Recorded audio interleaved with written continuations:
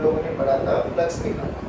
हम लोगों ने फ्लक्स का फॉर्मूला बोला था integral of E dot D is equal to five की यूनिट बोलो वेबर या टेस्ला मीटर स्क्वायर। बात समझ में आई? मतलब सेम थिंग। याद करो अगर बी कांस्टेंट है तो हम लोगों ने बोला था कि बी ए cos थीटा वाला फॉर्मूला यूज करेंगे और उसमें जो एरिया होता है एरिया वो वाला लेके चलेंगे जो मैग्नेटिक फील्ड के अंदर होता है। अरे हाय ना बोलो।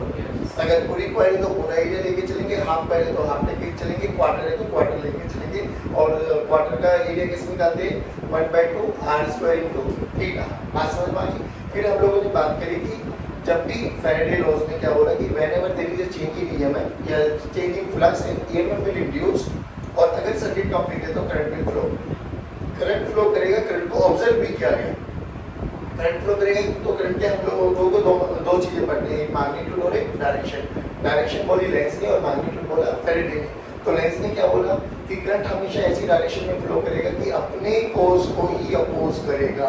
एक क्वेश्चन के तरीके से हमने देखा था कि मान लो एक कॉइल है और कॉइल में हम लोग नॉर्थ पोल को आगे लेके जा रहे हैं। नॉर्थ पोल को आगे लेके जा रहे हैं तो ये करंट इस कॉइल में करंट ऐसे घूमेगा कि वो क्या बनाए नॉर्थ पोल। क्यों? क्योंकि नॉर्थ ही नॉर्थ को अपोज कर सकता है। हाय ना बोलो। और हम लोगों की कुछ स्टैंडर्ड पैरामीटर्स है। नॉर्थ पोल का मतलब एंटी क्लॉकवाइज डायरेक्शन और अगर हम मैग्नेटिक फील्ड के बारे में बात करें तो आउटसाइड द प्लेन। और अगर हम साउथ पोल को आगे लेके जाए तो भी अपोज करेगा तो साउथ पोल बन जाएगा। साउथ पोल का मतलब क्लॉकवाइज डायरेक्शन और मैग्नेटिक फील्ड की टर्म्स में बात करें तो क्रॉस यानी इन्वर्ट द प्लेन। फिर हम लोग ने यहाँ पर देखा था कि डायरेक्ट फॉर्मूला भी यूज किया था कि अपन को बस ये चेक करना है कि जो फ्लक्स है वो इंक्रीज कर रहा है या डिक्रीज कर रहा है। अगर फ्लक्स इंक्रीज कर रहा होगा तो जो मैग्नेटिक फील्ड होगी वो अपोज करेगी। अपोज का मतलब अगर क्वेश्चन में क्रॉस गिवन है तो आपका आंसर डॉट आ जाएगा। डॉट का मतलब एंटी क्लॉकवाइज डायरेक्शन है ना बोलो। अगर डॉट है तो आपका आंसर क्रॉस हो जाएगा। क्रॉस का मतलब क्लॉकवाइज डायरेक्शन। फिर अगर फ्लक्स कम हो रहा होगा तो हमें क्या देखना है कि मैग्नेटिक फील्ड जो है वो सपोर्ट करेगी। सपोर्ट का मतलब क्रॉस का मतलब क्रॉस और डॉट का मतलब डॉट। ये सब चीजें हम लोगों ने देखी थी। फिर फैराडे ने क्या बोला कि जो E का फॉर्मूला होता है दैट इज -dϕ/dt वो E इंस्टेंटेनियस के बारे में बात कर रहा था और E एवरेज क्या हो जाएगा जो ΔΦ/ΔT। फिर हम लोगों ने कल इससे रिलेटेड न्यूमेरिकल्स की कि अगर हमें एवरेज ईएमएफ निकालना है तो हमें t = 0 जो भी इनिशियल टाइम होगा उसकी वैल्यू पुट करेंगे, फाई इनिशियल मिल जाएगा। t फाइनल की वैल्यू पुट करेंगे, फाई फाइनल मिल जाएगा। Phi final minus phi initial by t final minus t initial करेंगे, E एवरेज मिल जाएगा। और अगर हमें E इंस्टेंटेनियस कैलकुलेट करना है तो डिफरेंशिएट करेंगे विद रिस्पेक्ट टू टाइम। अभी अपन को एक चीज एक जो गोल्डन रूल है वो समझना है कि जब भी हमसे पूछा जाए find out the magnitude of current, हमारा एक ही रूल याद होना चाहिए कि हमें flux as a function of time पता होना चाहिए। अगर हमें flux as a function of time पता लग गया तो हम ईएमएफ निकाल सकते हैं। ईएमएफ पता लग गया तो हमें रेजिस्टेंस ऑफ द कॉइल पता होगा तो हम आई कैलकुलेट कर सकते हैं। फिर यहाँ से हमने सेकंड टाइप के क्वेश्चन देखे थे कि कई बार क्वेश्चंस में पूछा जाता है find the charge flow. Charge flow का या तो डायरेक्ट निकालो, पहले E निकालो फिर I निकालो, I को dq/dt करो, इंटीग्रेट करो, वापसी आ जाओ। या फिर हम लोगों ने कल और क्या देखा था कि अगर चार्ज फ्लो निकालना है तो ΔΦ/r डायरेक्ट आंसर और बहुत स्मॉल अमाउंट का चार्ज निकालना तो dϕ/r। नहीं आया बच्चों? ये सब चीजें हम लोगों ने बात करी थी। आज हम कुछ क्वेश्चंस करते हैं। आज भी मैग्नीट्यूड के बारे में बात करने वाले, बट ये दोनों क्वेश्चन बहुत अच्छे क्वेश्चन है। सुन लो एक बार। बोला गया कि हमारे पास एक बड़ी रिंग है जिसका रेडियस d है और एक बहुत छोटी सी रिंग है जिसका रेडियस b है और कंडीशन देख लो क्या गिवन है कि जो छोटी रिंग है ना उसका रेडियस बहुत छोटा है एज कंपैरिजन टू बड़ी रिंग। अब इसका बेनिफिट क्या हुआ? याद करो इस वाली रिंग को हटा दो, ब्लू वाली को डिलीट मारो अभी 2 मिनट के लिए कि ब्लू है ही नहीं। तो ये तो समझ में आता है ना बाबा कि ये करंट है और करंट देखो वेरिएबल है। अगर करंट वेरिएबल है तो मैग्नेटिक फील्ड बाहर की डायरेक्शन में बनेगी। आया नहीं समझ में? अगर मैग्नेटिक फील्ड बाहर की डायरेक्शन में बनेगी तो मैं यहाँ पे डॉट लगा सकता हूँ। हाँ ना बोलो। बट ये देखो मैग्नेटिक फील्ड कांस्टेंट है या वेरिएबल है? वेरिएबल है। क्यों? क्योंकि करंट वेरिएबल है और magnetic field at the centre of the current carrying coil बताओ कितनी होती है? μ0I/2r। μ0I/2r। तो अगर कोई मेरे से पूछे कि किसी भी टाइम पर b कितना होगा, b at any function at any time t, तो b at any time t क्या हो जाएगा बच्चों? μ0I as a function of t है ना, क्योंकि I as a function of t given है डिवाइडेड बाय 2 into a क्या हो गया इसका रेडियस। पहले बताओ ये समझ में आया क्या? और इसके कारण मुझे पता मैग्नेटिक फील्ड किधर है बच्चों? बाहर। सीधे हाथ की उंगलियों को करंट की डायरेक्शन में चलाओ, अंगूठा will give you the direction of magnetic field, ये समझ में आ गया। बट ये भी हमें समझ में आ रहा, आई लगाकर बढ़ रहा है तो बी लगाकर बढ़ रहा है। अगर बी लगाकर बढ़ रहा है तो इस कॉइल के अंदर बताओ, जो ये छोटी सी कॉइल रखी हुई है, क्या इसमें फ्लक्स चेंज हो रहा है? हाँ, अरे हाँ या ना बोलो। अभी फ्लक्स चेंज हो रहा है, बट बात ये होती है, अब बच्चे यहाँ पे क्वेश्चन पूछ सकते हैं कि सर ये तो हमने सेंटर पे निकाला है, बट इन दोनों का रेडियस तो अलग अलग है, इसीलिए ये कंडीशन लिख दी गई है कि बी इतना छोटा है कि हम उसको एज अ सेंटर ही कंसीडर कर सकते हैं। पहले बताओ, ये समझ पाए क्या कि बी इतना छोटा है कि हम इसको सेंटर पर ही कंसीडर कर सकते हैं। अब बताओ मैग्नेटिक फ्लक्स चेंज हो रहा है या नहीं हो रहा है? यस, हो रहा है। अगर फ्लक्स चेंज हो रहा है तो बताओ फ्लक्स बढ़ रहा है या घट रहा है?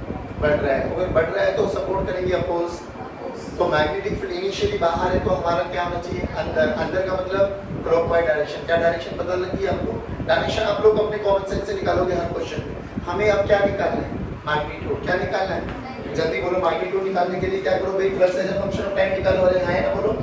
Flux as a function of time क्या आ जाएगा? B as a function of time into area. Area बताओ क्या लिखो? Pi D square. ध्यान से देख, पाई डी स्क्वायर वो वाला एरिया लेके चलेंगे जो मैग्नेटिक फील्ड के अंदर होता है। नहीं आया तो मैग्नेटिक फील्ड के अंदर ये वाला एरिया है ना बोलो बच्चों। तो into pi B square. B की वैल्यू रखो। बी की वैल्यू देखो, mu naught I naught, I की वैल्यू रखो I naught D square into pi D square divided by 2 into A. ध्यान से देखो क्या यहाँ से pi as a function of time आ गया। अरे क्या मैं इसको डिफरेंशिएट कर सकता हूँ? नहीं। तो D phi by D T बोलो, जल्दी जल्दी बोलो बच्चों। D phi by D T बोलो। म्यू नॉट, अब देखो ध्यान से, म्यू नॉट कॉमन ले लो, 2a कॉमन ले लो, आई नॉट कॉमन ले लो, पाई बी स्क्वायर कॉमन ले लो, इनटू 2t। नहीं आया बच्चों? क्या ये D phi by D T आ गया हमारे पास? अगर D phi by D T आ गया, क्या यही हमारे पास e बनेगा? अरे बोलो भाई। और e इसका रेजिस्टेंस मान लेते हैं small r। Small r is the resistance of the coil. तो बोलो e बाई r क्या हो जाएगा बच्चों? i। तो क्या ये i is a function of time आ गया बच्चों हमारे पास? i बोलो कितना आ गया? Mu naught I naught pi B square 2t by 2 into a into r। नहीं आया बच्चों समझ में? पक्की बात। डन। Easy tough. कोई डायरेक्शन पूछे तो क्लॉकवाइज डायरेक्शन। क्यों? क्योंकि फ्लक्स बढ़ रहा है और इनिशियली मैग्नेटिक फील्ड कहाँ थी? बाहर। तो ये क्या करेगी? सपोर्ट या अपोज? अपोज। तो ये किधर बनाना चाहेगा? क्रॉस। बोले तो क्लॉकवाइज डायरेक्शन में करंट फ्लो करेगा। नहीं आया बच्चों समझ में? पक्की बात। अब देखिए ये वाला क्वेश्चन। अब ए वाले क्वेश्चन में क्या बोला गया? जो हमारे पास एक इनफाइनाइट वायर है जिसमें करंट बढ़ रहा है, करंट बढ़ रहा है, बोला गया find I in the loop as a function of time. ठीक, इसका और इस लूप का हमें रेडियस गिवन है स्मॉल r। क्या ना बच्चे? बट अब एक बात बताओ बच्चों, इस वाली वायर के कारण यहाँ पर किसी भी पॉइंट पर मैग्नेटिक फील्ड बताओ तो याद करो, अपने सीधे हाथ के अंगूठे को रखो करंट की डायरेक्शन में, stretch the finger where you have to calculate magnetic field. Palm will give the direction of magnetic field. Palm बोलो किधर है? यानी ये तो समझ में आ रहा है कि इस वाली वायर के कारण जो इनिशियल मैग्नेटिक फील्ड है वो तो अंदर है। अब ये बताओ वेरिएबल है कांस्टेंट है? वेरिएबल। एक चीज और समझ में आ रहा है, वेरिएबल भी है, बट जैसे जैसे अपन लोग इसकी लेंथ के ए कॉर्नर ए पॉइंट से लेके बी पॉइंट तक जाएंगे, वैसे वैसे मैग्नेटिक फील्ड भी बढ़ता घटता रहेगा। रीजन समझो, क्योंकि B due to finite wire, infinite wire के कारण फॉर्मूला क्या होता है बच्चों? v naught i bye 2 pi d। अगर याद है तो आपको देखो ध्यान से, a वाले पॉइंट की दूरी a दूरी पर है और b वाले पॉइंट की दूरी a प्लस l दूरी पर है। तो ये तो समझ पा गए इस लूप के अंदर में मैग्नेटिक फील्ड वैल्यू है, तो अपन डायरेक्ट तो नहीं निकाल सकते। तो what we have to do? Integrate करना पड़ेगा। अब इंटीग्रेट करने के लिए क्या किया जाए? सुनो ध्यान से। क्यों ना अपन ऐसे करें कि x पे जाके एक छोटा सा स्ट्रिप मान ले। अरे हाँ ना बोलो? अरे बोलो भाई, बोलो भाई। और जिसकी जो ये मोटाई है दैट इज dx। अब सोच, इसके हर पॉइंट क्या ये हर एक पॉइंट x दूरी पर है? बोलो भाई। तो x दूरी पर है तो मैग्नेटिक फील्ड देखो, मैग्नेटिक फील्ड एट x, अगर मैं बात करूं मैग्नेटिक फील्ड एट x कितना आ जाएगा? Mu naught i bye 2 i x। i की वैल्यू रखो बाबा, तो b as a function of t क्या आ गया बच्चों? Mu naught i naught t का square divided by 2 pi x। पहले बताओ ये समझ में आया नहीं है? अच्छा, मुझे फ्लक्स कैलकुलेट करना है, तो पहले इस छोटे से एरिया में फ्लक्स निकालो। तो छोटा सा फ्लक्स कितना हो जाएगा? d phi. जल्दी बोलो डी फाई कितना हो जाएगा, B into area, B into, अब इसका एरिया कितना बन जाएगा, लेंथ तो एल है और dx उसकी क्या हो जाएगी, विड्थ, तो क्या बोलूं, b यानी mu naught I naught D का square divided by 2 pi x और छोटा सा एरिया dA, dA की वैल्यू बोलो क्या लिख सकते हो बच्चों, n into dx है, आई नहीं समझ में, चलो रखो यहाँ पे, तो d फाई की वैल्यू देखो बच्चों, d फाई की वैल्यू कितनी आ गई, mu naught I naught D का square divided by 2 pi l dx divided by x, है ना बच्चों। अब ध्यान से देखने वाली क्या बात है, x की लिमिट बताओ कहां से कहां तक,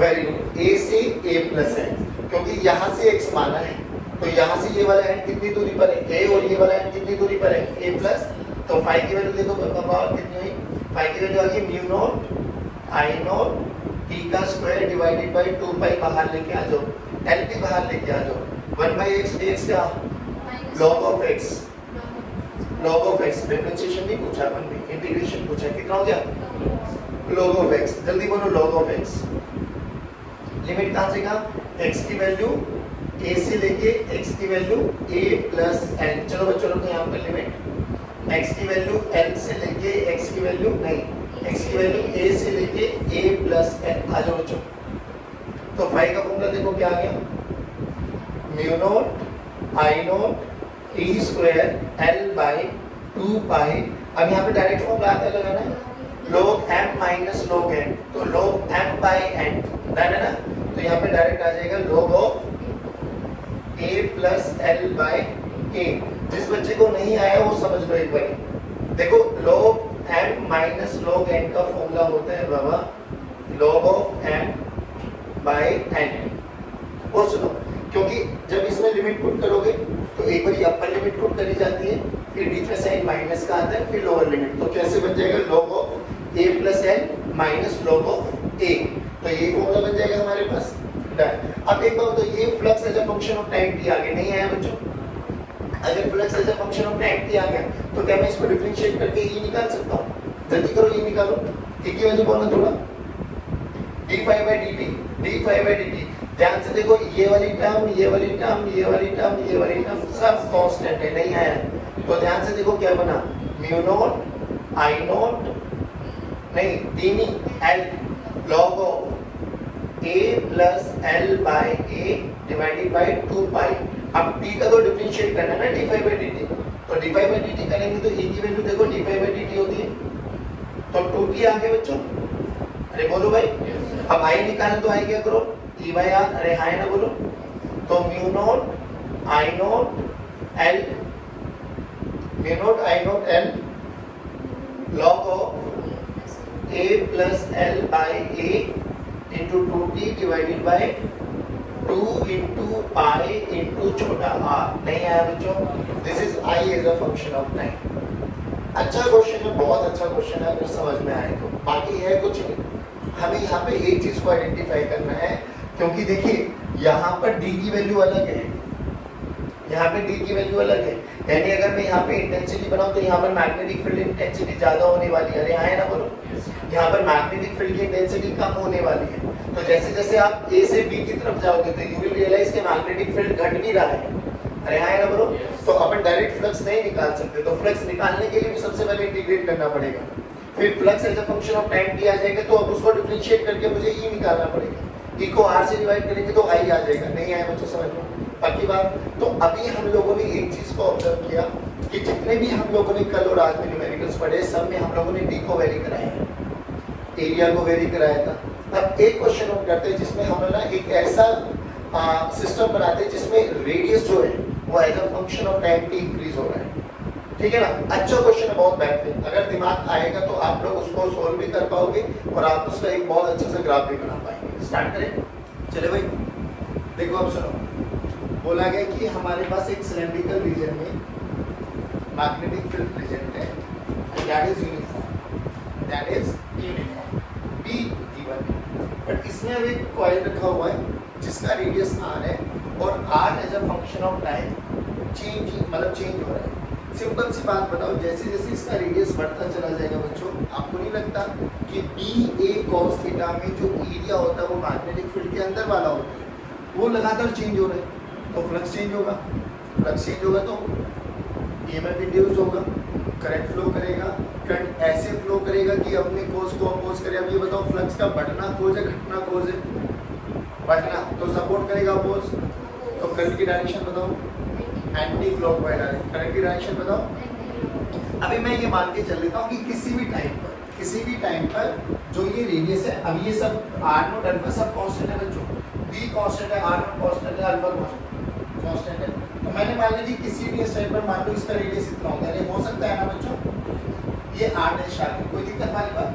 किसी भी इंस्टेंट पर जो एरिया है वो कितना है, area at any instant time के कितना हो गया बच्चों, पाई इनटू आर डैश, या इसको आर बोल देता हूँ, r1 का स्क्वायर, बाकी बात ना। अब r1 कितना हो जाएगा ये देखो, तो पाई into r0 plus alpha into t का square, flux at that particular instant बोलो कितना हो जाएगा, b कांस्टेंट है, एरिया ये रख दो बच्चों, b into r0 plus alpha into t का स्क्वायर। पहले ये बताओ ये समझ में आया नहीं है? ध्यान से देखो, flux as a function of time t आ गया, यही तो हमारा मेन रोल है। सबसे पहले मुझे phi as a function of t निकालना है, फिर उसको डिफरेंशिएट करना है, e as a function of e आ जाएगा, e को r से डिवाइड कर दो, विल गेट द आंसर। नहीं आया तुम्हें समझ में? ध्यान से देखो, d5/dt करो। अब d5/dt कर दो, बस थोड़ा सा ध्यान क्या रखना है इस चीज का, देखो b into pi तो है दिस। अब इसको पहले पावर को सोल्व करो, पावर को सोल्व करने का क्या तरीका, पावर नीचे एक पावर कमाने, नहीं आया समझ में? ध्यान से देखो, r0 कांस्टेंट है, अल्फा कांस्टेंट है, t का विद रिस्पेक्ट टू t 1 तो इनटू अल्फा, ये मेरे पास ईएमएफ आ गया, नहीं आया बच्चों। क्या मैं इसको r0 से डिवाइड कर दूं, r0 जो कि d1 है, r0 की रेजिस्टेंस होती है वो है, अगर इसका रेजिस्टेंस r0 है तो क्या यही मेरे पास i आ गया। अब अगर ये i आ गया तो मुझे it का ग्राफ पूछा गया, ध्यान से देख, b कांस्टेंट है, पाई कांस्टेंट है, 2 कांस्टेंट है, r0 कांस्टेंट है, r0 कांस्टेंट है, अल्फा कांस्टेंट है, अल्फा कांस्टेंट है, तो मुझे नहीं लगता i की मैक्सिमम पावर 1 और t की मैक्सिमम पावर 1, तो graph will be a straight line. अगर ग्राफ एक स्ट्रेट लाइन है तो याद करो हमारे पास स्ट्रेट इक्वेशन ये होती है y = mx + c। अरे बोलो भाई, y = mx + c। इस इक्वेशन को थोड़ा सा अच्छा सा वो करना कि i की वैल्यू देखो क्या आ गया, ध्यान से सुनो, अल्फा को मल्टीप्लाई करो, अल्फा बाहर भी आ जाएगा, b पाई 2 अल्फा को मल्टीप्लाई करते चलो, b 2 pi alpha r0/r0 plus 2b pi alpha का स्क्वायर इनटू t/r0। पहले बताओ ये समझ में आया नहीं है? ध्यान से इक्वेशन कंपेयर कर, y r, ये कांस्टेंट टर्म है तो ये c बना मेरे पास, ये t के साथ वाला फैक्टर बना तो ये स्लोप बना। स्लोप बताओ पॉजिटिव है नेगेटिव है? अब स्लोप पॉजिटिव है तो graph will be a positive slope, graph straight line होगा, पॉजिटिव स्लोप के साथ होगा। ये इंटरसेप्ट है, इंटरसेप्ट कहां पर होता है, वर्टिकल एक्सिस पर, विद साइन पॉजिटिव है नेगेटिव है? तो i वर्सेस t का ग्राफ बनाओ एक बार, i वर्सेस t का ग्राफ है, यहां से स्टार्ट होगा, क्या ये नेगेटिव पॉजिटिव स्लोप के साथ जाएगा? तो इसको मैं अभी c बोल देता हूं, ये मेरा m हो गया, तो m देखो ध्यान से, यही तो होता है ना m निकालने का तरीका, एक्यूट स्लोप, m एक्यूट है तो tan थीटा एक्यूट पॉजिटिव आएगा। अब बात ये आती है कि सर क्या ये इंफिनिटी तक बढ़ता जाएगा? अब ये कॉमन सेंस की बात है, देख एक टाइम ऐसा आएगा ना, ये बढ़ते बढ़ते बढ़ते बढ़ते छोटा r बड़े r के बराबर हो जाएगा, उसके बाद छोटा r तो बढ़ता चला जाएगा, बट क्या area under magnetic field uniform रहने वाला उसका? भाई जब तक फ्लक्स चेंज होगा ना, जब तक छोटा r बड़े r के बराबर नहीं हो जाता, क्योंकि बी ए कॉस थीटा में ये कौन सा है, वो वाला एरिया जो मैग्नेटिक फील्ड के अंदर है। सो जब ये पूरा का पूरा एरिया इसके साथ हो गया, तब मैं कह सकता हूँ फ्लक्स चेंजेबल है। सोच एरिया उसके बाद भी बढ़ा, आप बताओ अब कौन सा एरिया लेके चलेंगे? अभी भी वही वाला एरिया लेके चलेंगे जो मैग्नेटिक फील्ड के अंदर है, हाँ ना बोलो? यानी क्या फ्लक्स कांस्टेंट हो जाएगा? फ्लक्स कांस्टेंट हो जाएगा तो ईएमएफ 0 हो जाएगा और I 0, यानी ये करंट एक पॉइंट तक बढ़ेगा और फिर सडनली 0 हो जाएगा। नहीं आया बच्चों? अब बात आती है कि वो कौन सा टाइम है जब ये करंट 0 हो जाएगा, तो वो सिचुएशन देख कब होगा, जब छोटे वाली रिंग का रेडियस बड़े वाली रिंग के रेडियस के बराबर हो जाएगा। यानी मैं लिख सकता हूँ कि छोटा r = छोटे आर की वैल्यू देखो, R naught plus alpha into T must be equal to, तो क्या टी की वैल्यू यहाँ से पता लग जाएगी, R minus R naught divided by alpha. अरे हाँ या ना बोलो। तो ये वो वाला समय आ जाएगा जहाँ पर हमारे पास मैक्सिमम करंट जाने वाला है, उसके बाद करंट सडनली जीरो हो जाएगा। क्यों? क्योंकि फ्लक्स कांस्टेंट हो जाएगा। जल्दी बताओ बच्चों, आया नहीं आया समझ में? पक्की बात? That is it tough? अच्छा क्वेश्चन है, बट मैं फिर वही कह रहा हूँ कि आप लोग बेसिक चीज़ों को पकड़ के चलो कि ठीक है सर, अब एरिया चेंजेबल है, एरिया चेंज होगा जब तक चेंज होता चला जाएगा, जब तक फ्लक्स इंड्यूस होता चला जाएगा। But B A cos theta को ध्यान रखते हुए आपको एक चीज़ का ध्यान रखना है कि एरिया वो वाला लेके चलेंगे जो मैग्नेटिक फील्ड के अंदर है। अब इसमें बी कांस्टेंट है, एरिया चेंज हो रहा है, बट चेंज होते होते ये वाला एरिया जो छोटी वाली रिंग का एरिया था वो एक टाइम ऐसा आएगा ना, बड़ी वाली रिंग के एरिया के बराबर आ जाएगा, उसके बाद वो लगातार बढ़ता चला जाएगा। बट फ्लक्स तो उसके बाद कांस्टेंट आएगा, क्योंकि जो एरिया मैग्नेटिक फील्ड के अंदर है वो तो यूनिफॉर्म है, फिर वो तो चेंज हो ही नहीं रहा है ना बोलो। उसके बाद ये ग्राफ बना, पहले बढ़ा मैक्सिमम गया, फिर suddenly drop down to zero, और वो जीरो का क्यों आया? क्योंकि फ्लक्स उस टाइम के बाद कांस्टेंट रहने वाला है। नहीं यार बच्चों, पहले बताओ, देखो ये इंटरफेस होता है, इसके इधर मैग्नेटिक फील्ड बताओ, यहाँ पे मैग्नेटिक फील्ड और यूनिफॉर्म है। रेक्टेंगुलर कॉइल है, एरिया बताओ, अंदर लेके चले बाहर लेके चले? अंदर लेके चलो, क्योंकि मैग्नेटिक फील्ड के अंदर है, तो बोलो थीटा की वैल्यू, तो ये बाकी बात हो गई, थीटा की वैल्यू जीरो होगी। अब ये बोला गया देखो, this loop is moving with uniform velocity. तो बाबा एक बात बताओ, किसी भी टाइम टी पर इस लूप का कोई ना कोई पार्ट तो एंटर कर गया होगा ना, वही वाला डायग्राम बना देते हैं। जल्दी देखो एक बार, तो मान लेते कि ए वाला पार्ट इस लूप के अंदर आ गया। अरे बोलो भाई, यस सर। अब बी ए cos थीटा निकालते हुए हमें क्या ध्यान रखना है? एरिया कौन सा लेगा, एल इंटू बी या जो अंदर वाला है वो, यानी ये वाला एरिया ही काउंट होगा। अब ये वाले एरिया में अपन को ये वाली लेंथ तो चलो पता है कितनी है, एल, बट ये वाली पता है क्या? बट एक्स में निकाल सकता हूँ क्या? बोलो कैसे? Speed into time, speed constant है, टाइम टी लगा है, तो एक्स की वैल्यू बोलो, एक्स की वैल्यू बोलो v इंटू टी। तो फ्लक्स का फॉर्मूला बोलो as a function of time, जल्दी जल्दी, v इंटू ए, तो b की वैल्यू b, a इस वाली छोटी लूप का area, length into breadth, l into x। अरे हाँ ना बोलो रे, यहाँ पे x की वैल्यू रखो, b l v into t, तो phi as a function of time t आ गया। क्या e निकाल सकता हूँ? जल्दी बोलो कैसे? d फाई बाई, अरे सारे बोलो भाई, नहीं लगता BL में आंसर आया? ना ना ना ना, एक चीज और, पहले बताइए एंटर कर रहा है तो फ्लक्स बढ़ रहा है या घट रहा है? बढ़ रहा है तो सपोर्ट या अपोज? अपोज का मतलब फ्लो के एंटी, एंटी, तो करंट की डायरेक्शन भी आ गई। लेकिन ये तो था पहला पार्ट। अब इसमें ना कल यहाँ से स्टार्ट कराऊंगा इमोशनल EMF, उसका भी रिजल्ट यही आएगा PLV। अभी एक चीज और पूछा गया इसमें कि what external force required to move the loop with a uniform velocity. बस मुझे एक चीज बता बच्चे, जब ये मूव कर रहा है ए राइट डायरेक्शन में, और अभी अभी आपने बोला कि इसमें एंटी क्लॉकवाइज डायरेक्शन में करंट फ्लो करेगा, ये एंटी क्लॉकवाइज डायरेक्शन हुआ ना? अरे बोलो भाई। अब याद कर, आप लोगों ने मैग्नेटिक इफेक्ट में एक कॉन्सेप्ट पढ़ा था कि अगर आप एक करंट कैरिंग कंडक्टर को मैग्नेटिक फील्ड में रख देते हो तो उस पर एक फोर्स लगता है IL क्रॉस B, उड़ गए तो ILB sin थीटा। ध्यान से देख, ये वही तो सिचुएशन बन गई, magnetic field, current carrying conductor placed in uniform magnetic field, तो फोर्स एक्सपीरियंस होगा ILB। ध्यान से देख, I करंट इसमें चल रहा है, इसमें भी चल रहा है, इसमें भी चल रहा है, तो इनको अलग अलग पीक कंडक्टर मान के चलो। देखो ध्यान से, ILB, what is the angle between L and P? L length vector जो डायरेक्शन ऑफ करंट है, L बोलो इधर, B बोलो अंदर, तो बोलो एंगल 90। अब फादर, मम्मी, पापा, बेटा, याद आता है फोर्स निकालना? पापा, मम्मी, बेटा, फोर्स, मैग्नेटिक फील्ड, करंट। चलो चलो चलो चलो, फोर्स मैग्नेटिक फील्ड अंदर है, करंट इस डायरेक्शन में जा रहा है, फोर्स किधर लगा? ऊपर, यानी इस पे फोर्स लगा ऊपर। अरे हाँ या ना बोलो? बोलो कितना लगा? I इंटू L, L ना बोलो, कितना बोलो? X। अरे हाँ या ना बोलो? I into X into B into sine 90 बोले तो 1 नहीं आया। इधर बोलो मैग्नेटिक फील्ड, करंट, फोर्स नीचे लगा, बोल इस पे कितना लगेगा? I into L into X downward direction में नहीं आया। तुम्हें एक दो चीज समझ में आ गया होगा, नीचे वाला फोर्स ऊपर वाले फोर्स को मैग्नीट्यूड वाइज और डायरेक्शन वाइज कैंसिल आउट करेगा। नहीं आया, नहीं आया, पक्की बात, पक्की बात। अब इधर पे आओ, मम्मी बेटा पापा ऐसे डायरेक्शन में लगता हो। सोच अगर इस डायरेक्शन में फोर्स लगा, ये फोर्स निकाल कितना होगा। F की वैल्यू देख, I, ये वाली लेंथ L है, L into B। नहीं आया बच्चों।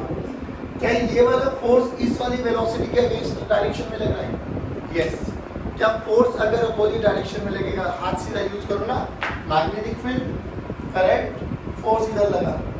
अब फोर्स इधर लग रहा है, ध्यान से देखो 11th में एक कॉन्सेप्ट पढ़ा था आप लोगों ने। अगर वेलोसिटी इधर है और एक्सेलरेशन इधर है, तो ये वाला फोर्स इस वेलोसिटी को धीरे धीरे कम करता है, एक पॉइंट पर रोक देगा। Multi mark questions, motion under gravity, ये सब चीजें पढ़ी आप लोगों ने। नाउ माय क्वेश्चन इज, हमसे क्या बोला गया, कांस्टेंट वेलोसिटी से मूव कराना है। तो तुझे नहीं लगता अगर कांस्टेंट वेलोसिटी से यानी इसकी वेलोसिटी चेंज ना हो जाए, तो जितनी एक्सेलरेशन इधर है चुपचाप उतनी ही एक्सेलरेशन इधर लेके आ जाओ, यानी न्यूट्रलाइज कर दो। फोर्स कितना लग रहा था, ILB, वो मैग्नेटिक फोर्स है, दिस इज मैग्नेटिक फोर्स। तो अगर आपको यूनिफॉर्म वेलोसिटी से चलाना है, तो तुझे नहीं लगता एक्सटर्नल फोर्स उतना ही लगाना पड़ेगा। तो F एक्सटर्नल कितना लगाना पड़ेगा, जल्दी बोलो, अरे सारे बोलो रे। ILB, I की वैल्यू बोलो कितनी है भाई, E पता लग गया, R उसमें रेजिस्टेंस है, जल्दी बोलो I की वैल्यू E बाय R, बोले तो BLB बाय, नहीं आया समझ में। I की वैल्यू को उठा के यहाँ पे रखो, जल्दी बोलो। F एक्सटर्नल कितना बना बच्चों, BLB by R into L into B, बोले तो B square L square B by R। ये वो वाला फोर्स है जो आपको चाहिए किसी भी करंट कैरिंग कंडक्टर को अगर मैग्नेटिक फील्ड में यूनिफॉर्म स्पीड से मूव कराना है। तो नहीं आया समझ लो, पक्की बात। चलिए गाइस आज की कक्षा को यही समाप्त करते हैं। जय हिंद, गॉड ब्लेस यू।